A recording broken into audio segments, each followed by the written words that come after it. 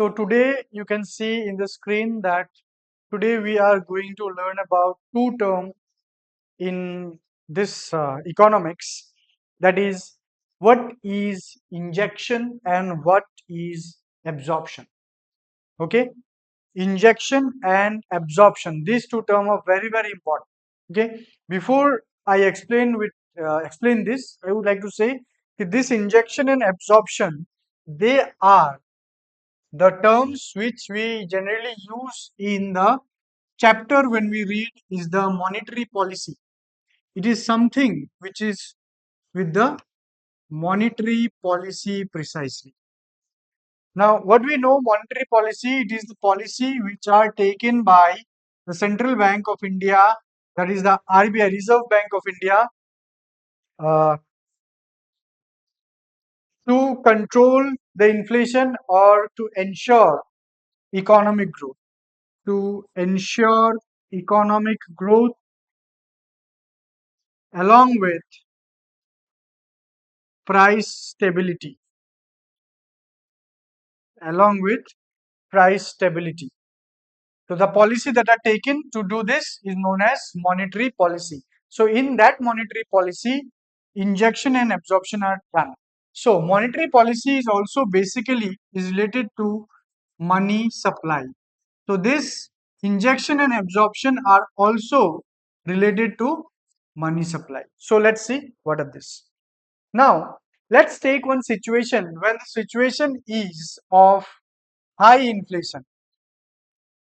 High inflation means when the desired inflation rate, the current inflation rate is more than the desired inflation rate. So, for example, if the inflation rate is close to 6% or more than say 6%, it will be considered as very high inflation.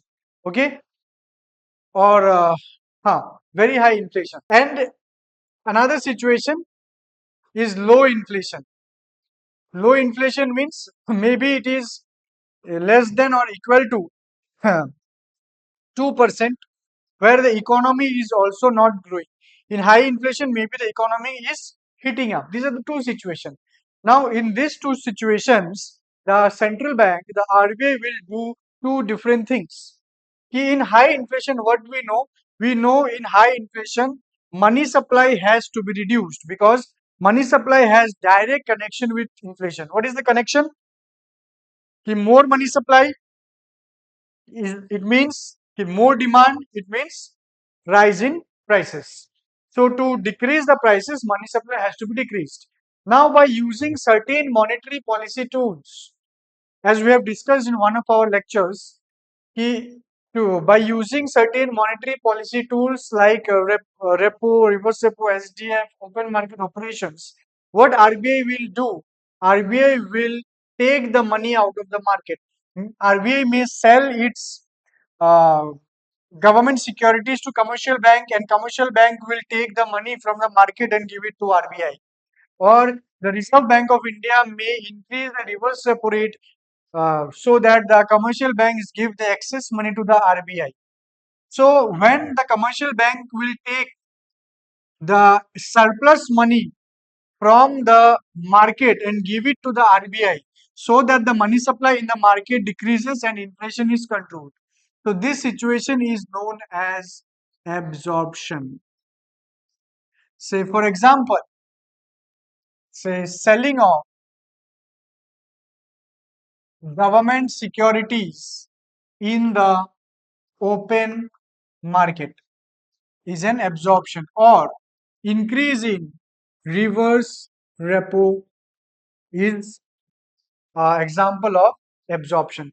Similarly, when the situation is low inflation, that means now money has to be given to the market so that people take it and do more economic activities. So loan will be given more. So what will there? RBI will give surplus funds to commercial bank, maybe by decreasing the repo rate or by purchasing government securities from the open market, so that the commercial bank will also give money to the market. So this is known as injection, where money supply is injected into the market. injection. Say for example, purchasing government securities from the open market or decrease in repo rate. All right. So there are many examples also, like decrease in CRR, decrease in SLR. Okay, in it can also be an example of injection. So we have learned in injection money supply, in injection money supply increases into the market, and through absorption money supply is decreased into the market. So hence the meaning is clear. So these are the very two important terms that can also appear in your examination. So please be thorough with it, and from my side, best of luck once again.